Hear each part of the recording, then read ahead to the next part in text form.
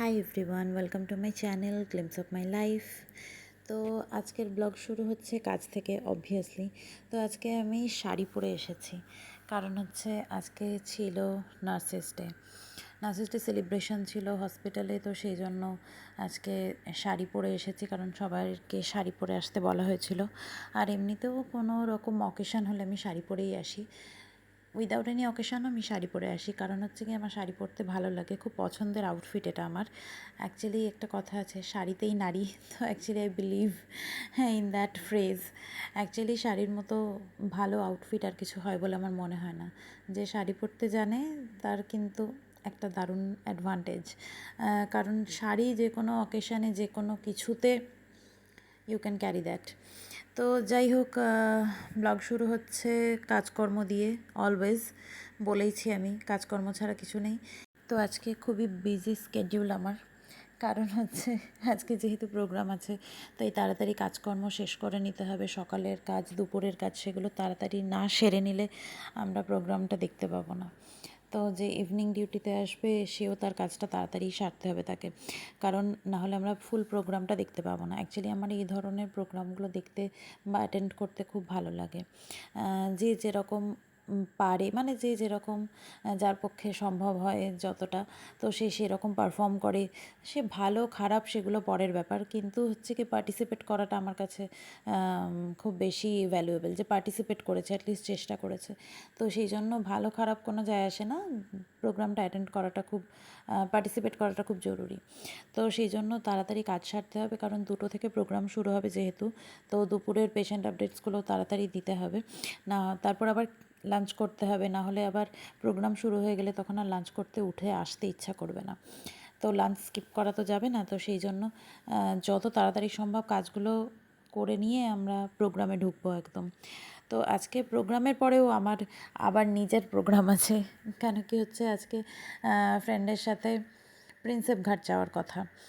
তো সেটা যাব বলে আবার একটা অন্য আউটফিট নিয়ে এসেছি, কারণ এটা পরে গরমে সারাদিন খুব চাপের ব্যাপার।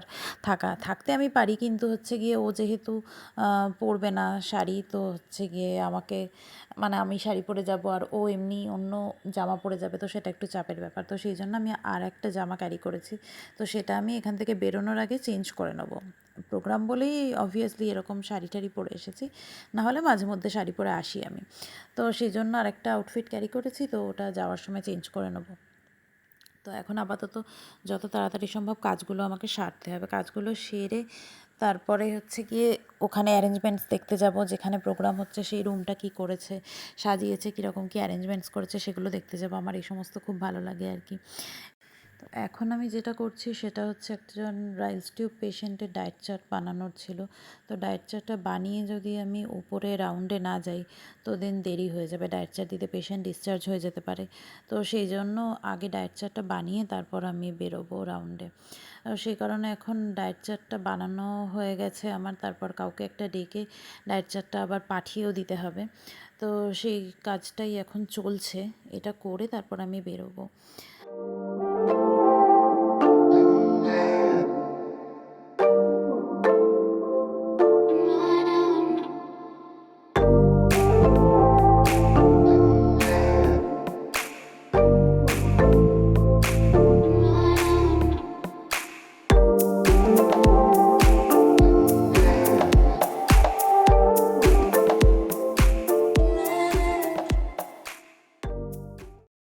তো প্রোগ্রাম গট স্টার্টেড।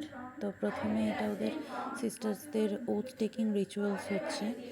তো এরপরে বিভিন্ন পারফরমেন্স স্টার্ট হবে, নাচ গান আবৃত্তি, যে যেরকম পারবে আর কি।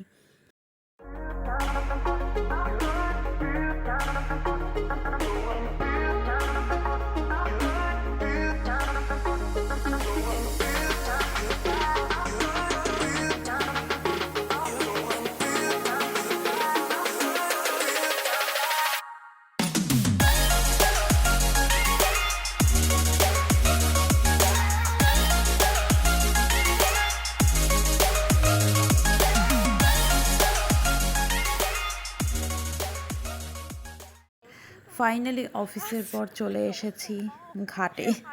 ঘাটে আই মিন গঙ্গার ঘাটে। এই ঘাটটার কিছু একটা নাম আছে, আমি মনে করতে পারছি না। এই ঘাট থেকে আমরা ফেরি ধরে যাব বাবুঘাট অর প্রিন্সেপ ঘাট। তো হচ্ছে গিয়ে আমরা এখন এখানে দাঁড়িয়ে প্রচণ্ড ভাট বকছি, কারণ এখনও লঞ্চ আসছে না। সেই কারণে প্রচণ্ড খিল্লি মারছি আর ভাট বকছি কনস্ট্যান্ট, যেটা আমাদের কাজ আর কি। তো এখনও পর্যন্ত 6 টাকা লঞ্চ ভাড়া। ইয়েস, 6 টাকা অনলি লঞ্চ ভাড়া নিয়েছে, 6 টাকা। তো আমরা বিশ্বাস করতে পারিনি প্রথমে যে এখনও পর্যন্ত এত কম টাকায় কিছু হতে পারে। তো হচ্ছে গিয়ে এখান থেকে লঞ্চটা যাবে, এইটা একটা ফেরিঘাট, এখান থেকে লঞ্চটা যাবে যতদূর সম্ভব আমরা বাবুঘাটে নামবো, কারণ হচ্ছে প্রিন্সেপ ঘাটটা অনেক তাড়াতাড়ি বন্ধ হয়ে যায়, 7টা বা 8টার মধ্যে বন্ধ হয়ে যায়। বাবুঘাট 11টা অবধি খোলা থাকে। তো আমরা যেহেতু অনেকক্ষণ থাকবো, অনেকক্ষণ বসবো, তো সেই জন্য প্রিন্সেপ ঘাট নামলে একটু চাপ হয়ে যাবে, বেরোতে পারবো না আমরা, কারণ ফেরার আর লঞ্চ নেই। তো আমরা ওয়েট করছি লঞ্চের জন্য। তো আমাদের লঞ্চ এসে গেছে। Just look at the drift. লঞ্চটা যা ড্রিফট করলো মানে সেই লেভেলের। এই লঞ্চটাতেই আমরা যাব। এখান থেকে লোকজন এই ফেরিঘাটে নামবে, আর যারা হচ্ছে আরও আগে যাবে মানে বাবুঘাট যাবে তারা ওটাতেই থাকবে, আর আমরা এবার এই লঞ্চটাতে আমরা উঠবো। তো দুর্দান্ত একটা অ্যাডভেঞ্চারাস ব্যাপার, কারণ হচ্ছে আমি বহু বছর পর লঞ্চে উঠছি আবার।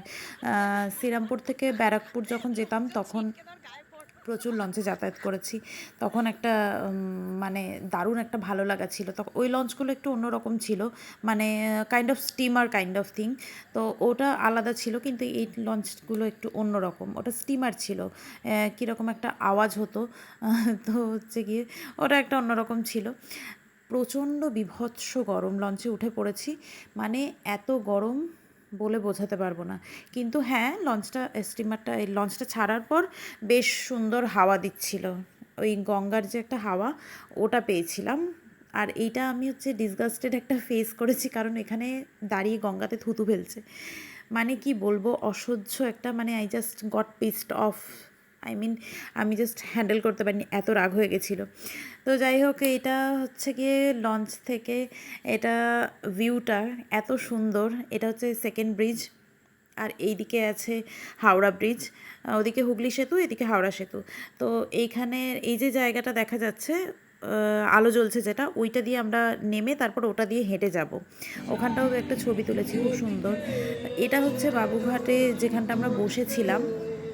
গান টান গাইছে লোকজন পাশে অনেক অনেক প্রচুর লোকজন বসে আছে, গান টান করছে, মানে একটা দারুণ পরিবেশ। এখানে হালকা হাওয়াও দিচ্ছে।